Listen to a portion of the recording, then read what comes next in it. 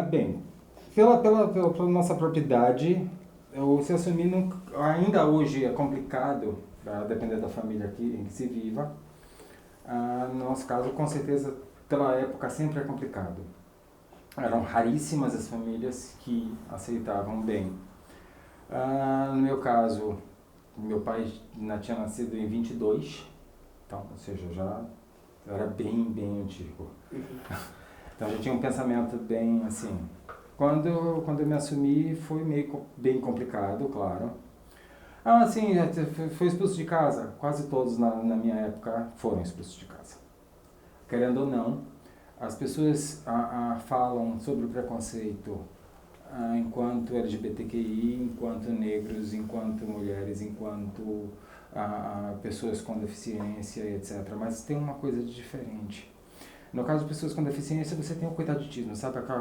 A sociedade vê como tadinho, então tenta acolher.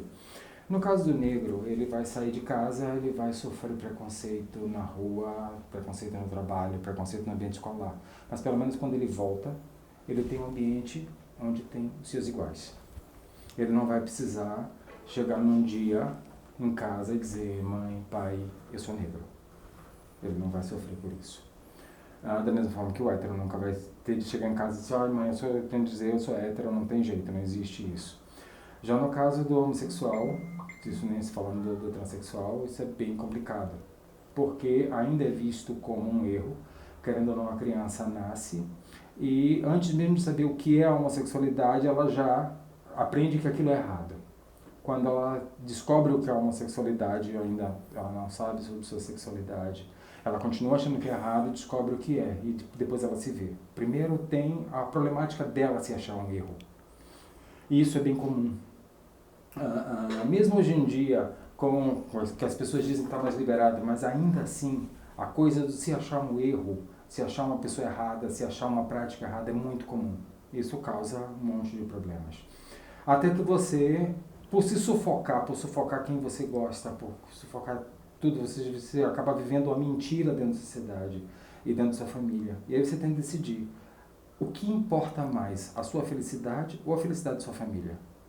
Esse é um passo importante. Querendo ou não, a felicidade da sua família deveria ser completa a partir do momento em que você está feliz.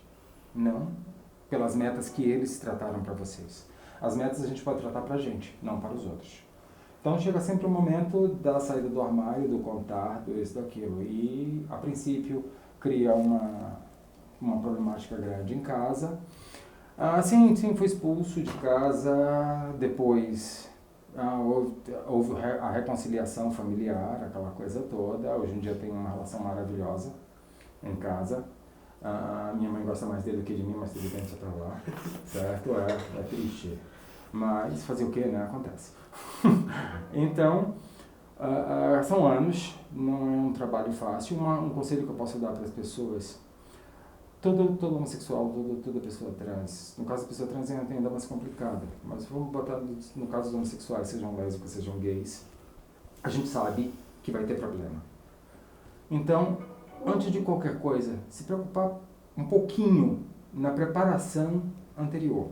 A gente sabe que o armário, ele nos protege de certo modo, por mais que nos protege do ambiente externo, por mais que nos mate por dentro, porque a gente acaba fingindo que não é.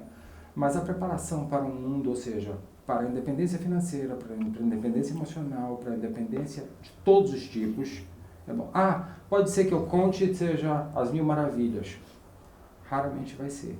Principalmente porque você teve diversos anos para se acostumar com a ideia da homossexualidade em você. Quando você conta, você quer que a sua família, por um outro lado, de um momento para o outro, com uma varinha de condão, entenda tudo isso, por mais essa carga da sociedade.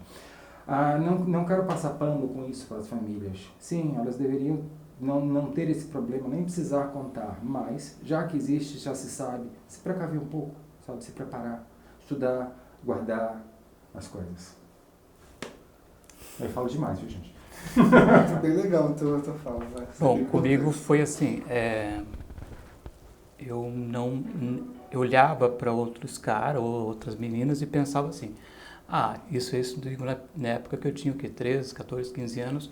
Eu achava assim, olha, todo mundo sente o desejo pelo mesmo, mas a gente não deve fazer isso, pelo aquilo que me colocava. Eu entendia dessa forma, porque você se vê,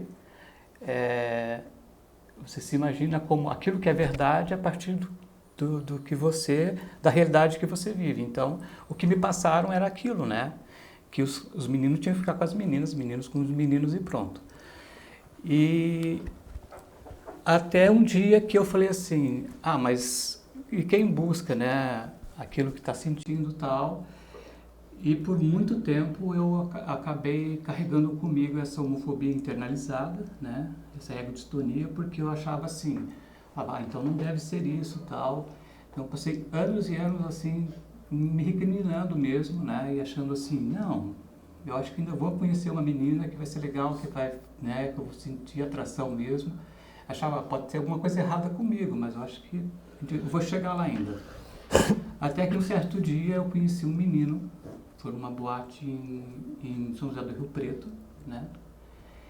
E eu simplesmente me apaixonei assim, falei, o que é isso que eu estou sentindo, né? Eu lembro que eu voltei, porque às vezes eu falei assim, eu não vou dirigindo, porque às vezes eu voltava à noite mesmo para dirigir, a gente bebe e tal, eu falei, é meio perigoso, e às vezes eu voltava mesmo de ônibus. E eu cheguei até chorar, assim, sabe? Eu falei assim, nossa, o que eu estou sentindo? E aí ficava essa confusão toda. Eu falei, e agora, né? O que eu vou fazer com isso, né? Aí eu falei, eu vou empurrando isso também, né? E aí foi essa situação que ele chegou até a ficar em casa. Até minha mãe falou assim, estou arrumando aqui o quarto para ele, para você aqui e tal. E ficamos lá, não sei o que, aquela coisa toda. E aí ele começou a mandava carta toda semana. Ele fazia letras na época e mandava textos e coisas assim, e colocava pseudônimos, aquelas, né, Madame de Bovary, e não sei o que lá. Minha mãe falou assim, o que é isso, né? Que mulher que é essa? Ela queria entender o que era aquilo. Eu falei, acho que ela pensou assim, né? Ele vai dizer que é, né, sei lá o que. E eu cheguei e falei, não, mãe, não é uma mulher, é um homem. Mas eu só passei a ter coragem depois que, para mim, aquele sentimento, né? Que aquilo que eu estava sentindo muito mais profundo mexeu comigo no ponto de olhar de frente para a família, né? E aí eu acho assim que a gente acaba, como diz assim, sendo migrante, né? Porque os meus irmãos, a minha irmã, tudo tiveram a heterossexualidade praticamente compulsiva, para todos, né?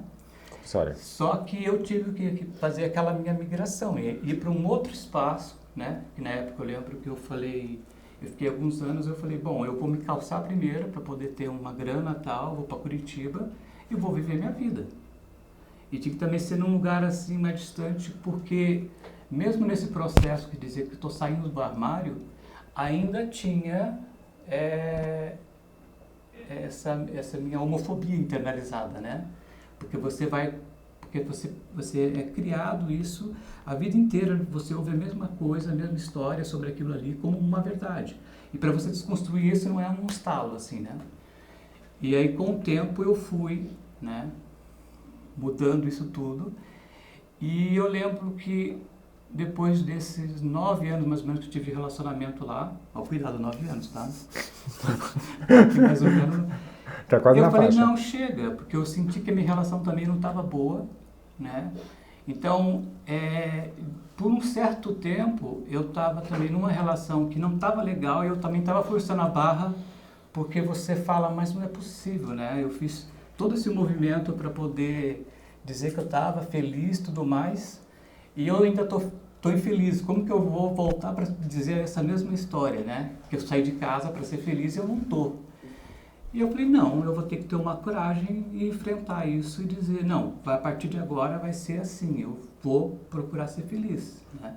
Foi quando eu conheci o Otávio e falei para ele assim, e eu vim, né, com muita determinação, falei assim, ó, vamos namorar, a gente vai casar, a gente vai viver junto e acabou. Primeiro dia que a gente se conheceu, ele virou pra mim e disse assim, eu vou casar com você. Eu disse, não vai não. Acabou, né? Não teve jeito. Ele conseguiu me convencer, né? Ele já tinha decidido, não teve jeito. Não Já viu que eu não tenho jeito, levou né? um tempo a se conformar, mas acabou, né? Fazer o quê, né? A insistência aqui é dose, viu? Porque, gente... Só que aí tem um outro problema, tá? Não basta você dizer assim, mas teve todo esse processo, agora tá legal. Aí tem as relações que você tem à sua volta, entendeu? São os amigos, os familiares, os parentes e tudo mais, que você acaba o quê? Quando você aproxima mais de você, você se distancia dessas pessoas. Porque vão chegar e falar assim, não conta pra ninguém, não fala de você. Eu falei, então você não tá me querendo aqui, né? Você quer uma figura imaginária, não eu. Você quer aquela máscara que eu não vou aceitar isso. Então você também tem esse outro processo, não é só a sua relação, é relação com todos que estão à sua volta, né? E quando a gente fala dessa relação, assim, todo mundo fala, porque a sinceridade às vezes não precisa. Não, a questão não é a sinceridade, é você não fingir ser uma pessoa que você não é para agradar. Primeiro, quando você tenta fingir ser uma pessoa ou ter alguns trejeitos ou falas ou coisa para não desagradar, para agradar, na verdade você está criando um estereótipo, uma personagem que não é você. E a pessoa está sendo agradada por aquela personagem. Ela gosta daquela personagem, não de você. Isso não funciona. Isso não funciona. Não adianta você achar que a pessoa gosta de você quando ela está gostando da personagem. Essa personagem não é você. Descubra quem é você e mostre quem é você. Se a pessoa não gosta de você, paciência, problema dela. Quem vai perder é ela.